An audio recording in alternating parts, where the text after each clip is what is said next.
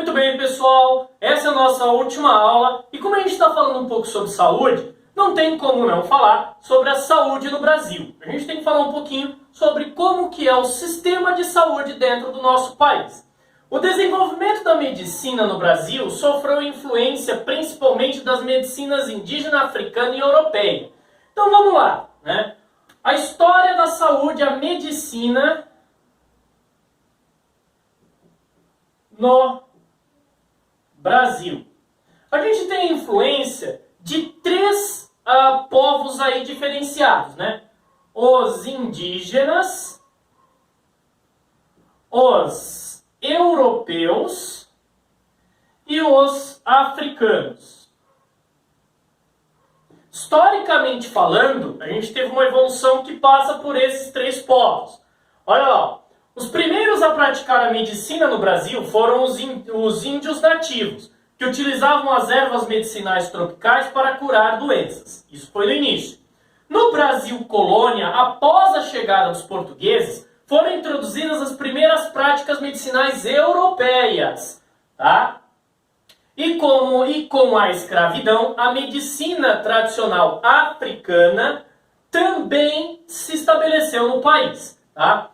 Antes da chegada ao Brasil, em 1808, do príncipe regente Dom João, né, e ao mesmo tempo de toda a família real, a formação de profissionais era extremamente precária. Você nem tinha formação aqui, né? Para você ser um médico e querer morar no Brasil, você tinha que se formar na Europa, vir morar no Brasil. Essa era a ideia, tá? Pois não haviam faculdades ou escolas. A religião também interferia muito no cuidado com os doentes.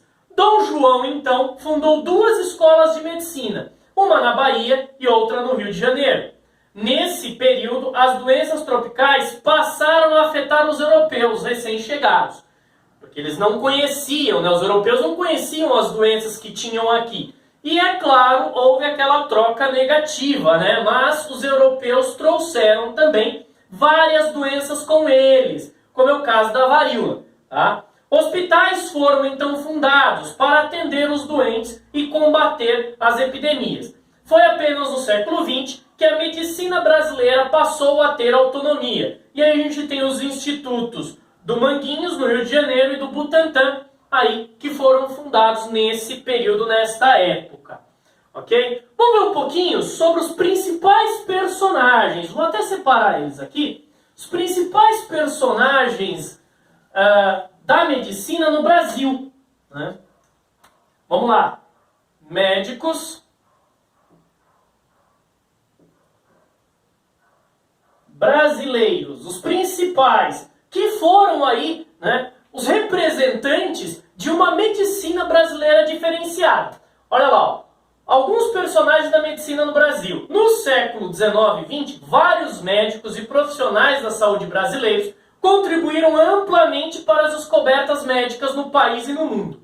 O primeiro deles, Adolfo Lutz. Vamos lá. Adolfo Lutz. O Adolf Lutz, ele era um médico carioca considerado um dos precursores da medicina tropical no Brasil. Suas principais contribuições foram nos estudos das doenças como febre amarela, peste bubônica, malária, esquistossomose e leishmaniose. Outro, Vital Brasil.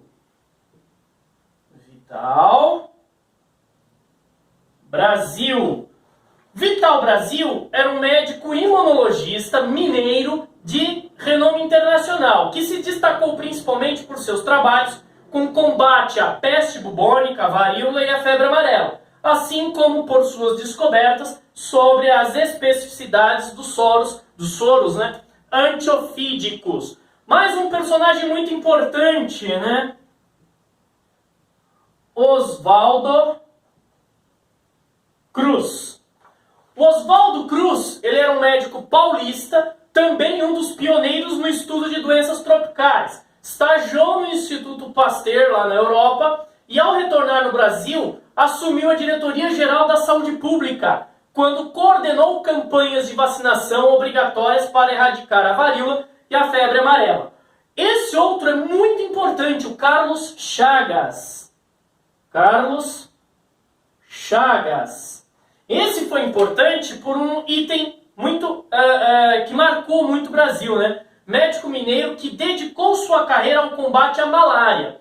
Também estudou profundamente a doença que depois levaria o seu nome, que é chamado de mal de Chagas, que é aquela doença em que afeta principalmente o coração, mas não só ele, outros órgãos, em que você tem um aumento do tamanho do coração. Ele é causado aí por um agente chamado Trypanosoma cruzi, também pesquisado também por outros, como é o caso do Oswaldo Cruz, que ajudou a identificar esse micro-organismo, tá? E ele é transmitido pelo barbeiro, né? Ele é transmitido pelo barbeiro em si. Então ele descreveu o agente, ele descreveu o hospedeiro, os sintomas, forma de transmissão, além de ter realizado estudos epidemiológicos sobre a presença dessa doença no Brasil. Tá? Emílio Ribas, mais um.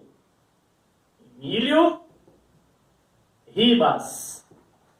O Emílio Ribas, ele era um sanitarista paulista que fundou o Instituto Butantan. Dedicou seu trabalho ao combate à febre amarela, determinando que a luta contra as larvas do mosquito fossem consideradas medidas profiláticas. Ele foi o primeiro a imaginar que para a gente poder controlar a malária, tinha que acabar com o transmissor. Quem era o transmissor?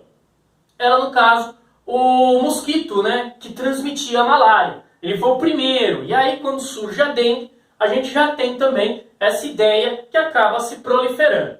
Uma outra parte muito importante da saúde no Brasil é o nosso famoso SUS, né? Sistema Único de Saúde. Vamos falar um pouquinho sobre ele. Afinal de contas, hoje conhecemos muito sobre o SUS. Né? SUS, Sistema Único de Saúde. No Brasil, o Sistema Único de Saúde, SUS, foi criado pela Constituição de 1988. Mas ele só entrou em vigor, se eu não me engano, a partir de 1998, há 10 anos depois. Seus princípios básicos são universalidade. O que é isso? Universalidade. Todos os cidadãos devem ter acesso aos serviços de saúde, sem discriminação com relação à cor, condição econômica, sexo, ancestralidade. Outro item, integralidade. Integralidade. Quando a gente fala em saúde, como falei no começo dessas nossas aulas, saúde não é só a parte biológica.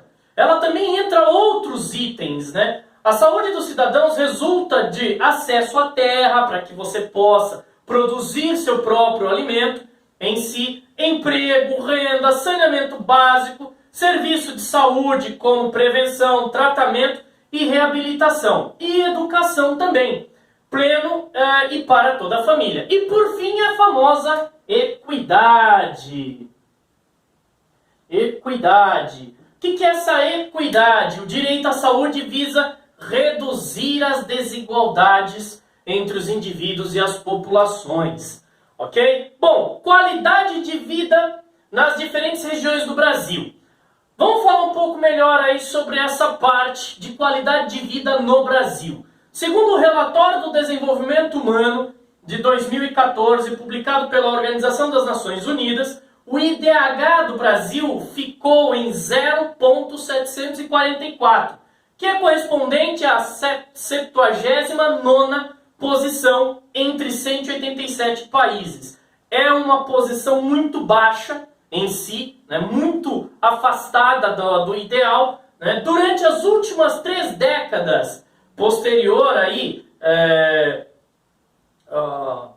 2008, 2000, 2010, 1990, nessas últimas 3 décadas, é lógico que o nosso IDH vem aumentando bastante, vem modificando. Ainda assim, não é o ideal, tá? Mas o Brasil é um país muito grande, e muito grande também são as nossas desigualdades. Será que esse valor médio de IDH, ele é idêntico para todas as regiões do Brasil?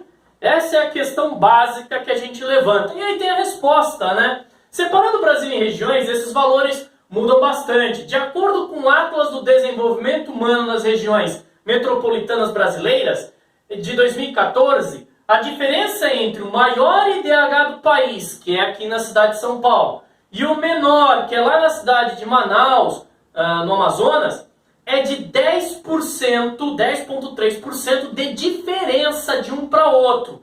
É uma porcentagem alta até. Apesar da diferença ter diminuído consideravelmente nas últimas décadas, esses dados apontam para a importância de criar políticas públicas que resultem em valores mais equilibrados. E aí a gente tem, né, falta de água tratada de saneamento básico, principalmente nas periferias das cidades grandes e na região norte e nordeste do Brasil, faz com que algumas doenças infecciosas, como diarreia, cólera e malária, afetem grande parcela da população. Já nos grandes centros urbanos, a correria do dia a dia, a má alimentação, a poluição e a falta de exercícios físicos levam parte da população a ter problemas relacionados a estresse e outros tipos de comorbidades.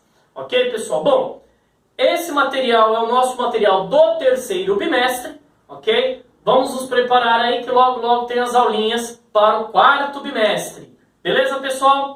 Bons estudos a vocês aí. Falou!